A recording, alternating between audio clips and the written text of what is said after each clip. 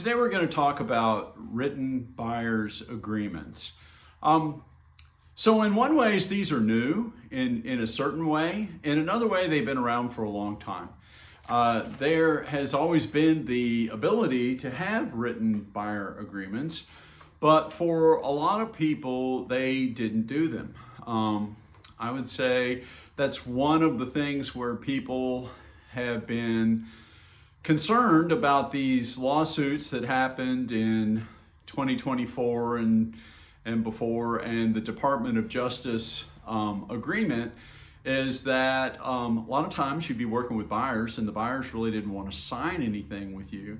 And many people just didn't press that. Now there are other people that made it just sort of a part of their practice, and for them it's not that big of a change. And I would say that especially commercial people, not that everybody does have them with commercial, because they don't, but I would say that it was a little more common to ask people to sign an agreement when they did that. But with the Department of Justice agreement and with the lawsuits that were settled in 2024, this is something that is being pushed.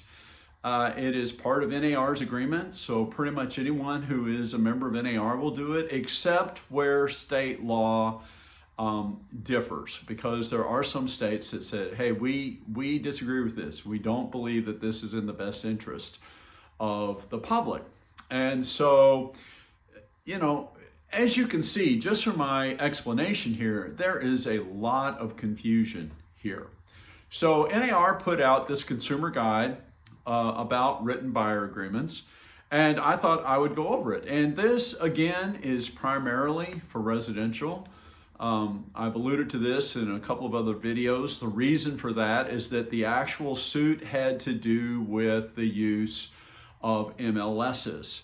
And for commercial properties, most commercial properties are not on MLSs. They're on a different kind of platform called a CIE, Commercial Information Exchange. And therefore, since it was not the same kind of a platform, honestly, this judgment and these things, by and large, do not apply to commercial properties. But again, it depends upon the state. Different states are passing different rules. So there is a lot of confusion about this, and I imagine this is going to take a little while, probably a few years, before we get to a point where it is kind of standard practices that are easy to explain. And these rules will be changing a little bit until we get to the point where everybody feels good about them. But let's jump in. Consumer guide. Why am I being asked to sign a written buyer agreement? If you're a home buyer working with an agent who is a realtor, it means you're working with a profession ethically obligated to work in your best interest. As of August 17th, 2024, you will be asked to sign a written buyer agreement after you've chosen the professional you want to work with. Here's what you should know about these agreements. 1. What is a written buyer agreement and what does it do? A written buyer agreement is an agreement between you and your real estate professional outlining the services your real estate profession will provide you and what they will be paid for those services. 2. Why am I being asked to sign an agreement? Written buyer agreements became a nationwide requirement for many real estate professionals as part of the National Association of Realtors' proposed settlement of litigation related to broker commissions. The requirement went into effect on August 17th, 2024. Are these agreements new? In some places, yes. Many states have required them for years, while some have not. As a result, it is entirely possible you or others you know have not used them in the recent past. Regardless, they are now a nationwide requirement for many real estate professionals. Are these agreements negotiable? Yes. You should feel empowered to negotiate any aspect of the agreement with your real estate professional, such as the services you want to receive, the length of the agreement, and the compensation, if any. Compensation between you and your real estate professional is negotiable and not set by law. In the written agreement, the compensation must be clearly defined.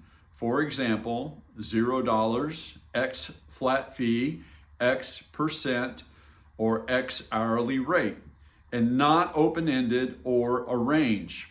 Only sign an agreement that reflects what you have agreed to with your real estate professional. How do I benefit from these agreements? These agreements clearly lay out what services you as a home buyer expect your real estate professional to provide and what your real estate professional will be paid. These agreements make things clear and reduce any potential confusion at the outset of your relationship with your real estate professional. When do I need to sign an agreement? You will be asked to enter into a written buyer's agreement with your real estate professional before touring a home with them, either in person or virtually. If you are simply visiting an open house on your own or asking a real estate professional about their services, you do not need to sign a written buyer agreement. Does this mean I have to pay my real estate professional out of pocket? Not necessarily. While you are responsible for paying your real estate professional as outlined by your agreement, you can still request, negotiate for, and receive compensation for your real estate professional from the seller or their agent. Do agreements dictate the specific type of relationship I need to have with my real estate professional? No, you are allowed to enter into any type of business relationship with your real estate professional allowed by state law where you live. Can I change or exit an agreement? Yes. You and your real estate professional can mutually agree to change your agreement. Agreements may have specific conditions under which they can be exited, so read the text of the agreement and speak with your real estate professional if you would like to change or exit your agreement. Practices may vary based upon state and local law. Consult your real estate professional and/or consult an attorney for details about state law where you are buying or selling a home. Please visit facts.realtor for more information and resources. Okay, so let's make a few comments. Again, as I mentioned, this is an NAR Consumer Guide. They have these online and they are available in the description. I will put a link to this description or to this consumer guide so that you can access it for yourself. It also has some links in there to some other pieces of information or resources that could be helpful for you. I mentioned a few things about this. This largely applies to residential, but there are places where it is required. Now, for example, so this is a requirement of the National Association of Realtors. It has to do with MLSs. So the people who have to comply with it are the people using those MLSs and the National Association of Realtors. So there are some parties that technically are not covered by this. However, because of this settlement, because of the Department of Justice ruling, the states throughout the country are reacting to this, and many of them are changing their laws to be in compliance with this. And the way they are doing it is different from state to state. For example, I'm licensed in Kentucky and Indiana. In Kentucky, they have made this it is required for residential agents. However, it is not required for commercial agents. In Indiana, they made the requirement for both. So here's the thing. So it's going to take a while for us to adjust to this, and they've already, they came out with like an initial guideline, and those guidelines, as I said, as everybody adjusts to this, there's going to be a while until all the dust settles and it's really clear, I think. But those things have already been changing. I can tell you that historically, the way it was thought was that a listing agreement was between the listing agent and the seller. And so you ask for compensation, and then you might share some of your compensation with a cooperating broker. So it was considered the compensation for the listing agent. And so it was the listing agent who was sharing that money with the cooperating agent. And that was part of the thing. In the discussions and in the stuff that's come out, I'm not saying that this is a legal ruling, but the way that people are talking about it is different. Now people are saying, no, it was never really the listing agent doing that. The seller is the one who was doing that, not the listing agent. And so they have changed that, and then they kind of took that a little bit further, and they said, and actually even the buyer was paying that, because, you know, he might have been able to, you know, that the amount of that compensation was in the sales price. And so the thought has changed to, it was the listing agent who was sharing the compensation, to it's really the buyer and the seller who are paying those fees. And so they should have, that should be clear to everyone. You know, for years we were telling buyers that in essence, you know, they were getting their services for free, and that is strictly prohibited now. It's like you cannot say that unless you absolutely are getting no compensation whatsoever. If you're getting compensation in any form, you have to make that clear to the buyer and to the seller. And so it's a move toward transparency. It's a different way of thinking about it. It is, I think, to try to protect all parties. Although there are some people who say, I don't know that this is in the best interest of our consumers. There's a big debate about that. But whether you agree with that debate or not, this is the way the law is right now. And so if you're watching this, you might feel like this is not in the best interest of a buyer or even a seller or any of those things. I think you can have that argument. I think you can make that argument. But the fact of the matter is that this is going to be the law. And so the most important thing is for you to understand how this is going to work, so that you are understanding the transaction and that you are well prepared for that. And so here's another thing. And part of this, it said that the law is, it's really regulation. It's really regulation, which is law, but, you know, distinguishing that from, you know, something that's being passed by a legislature or something like that, is that you cannot show a property until you have an agreement. So that means that, and that's one of the objections that people are having. It's like, hey, you know, buyer wants to see a house. He calls you up. Hey, can you take me to go see that house? And maybe he doesn't know you at all. Maybe he just did whatever. He just wants to see the house. He doesn't know you. He hadn't met you. He doesn't know anything about you, but he wants to see the house. And, you know, we put a roadblock up there and say, wait a minute, no, I can't show that to you until you sign an agreement.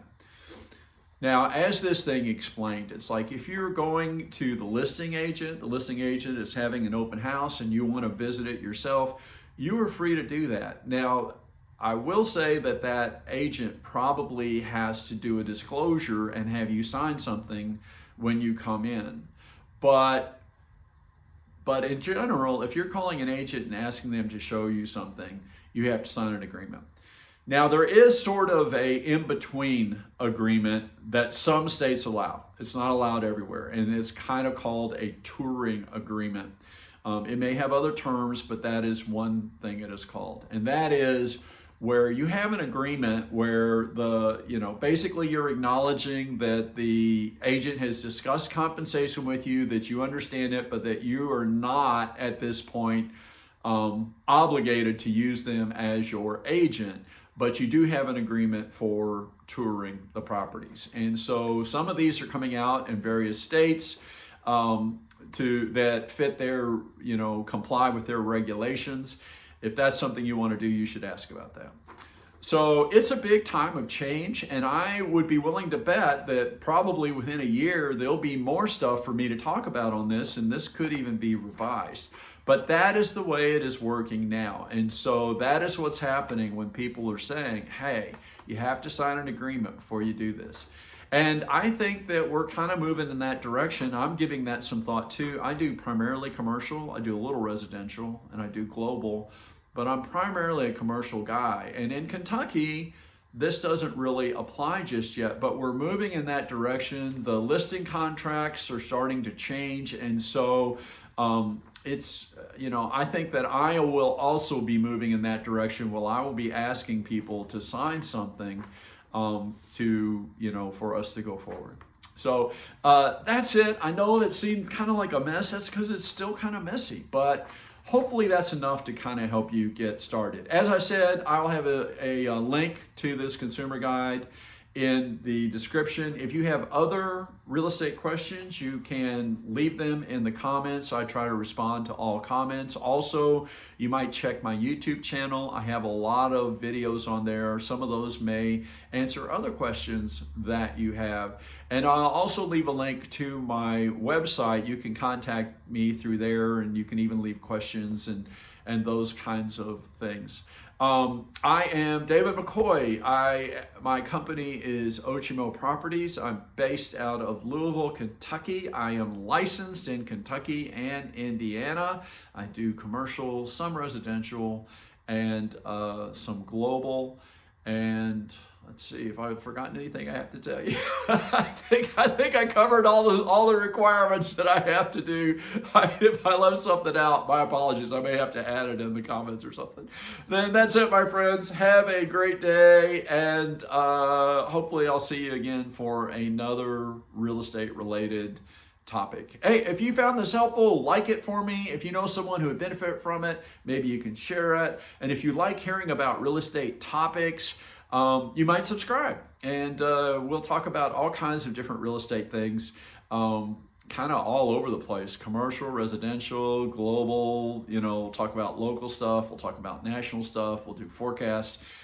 You never know. There's a lot to talk about. So have a great day, and I hope to see you again. Take care. Bye.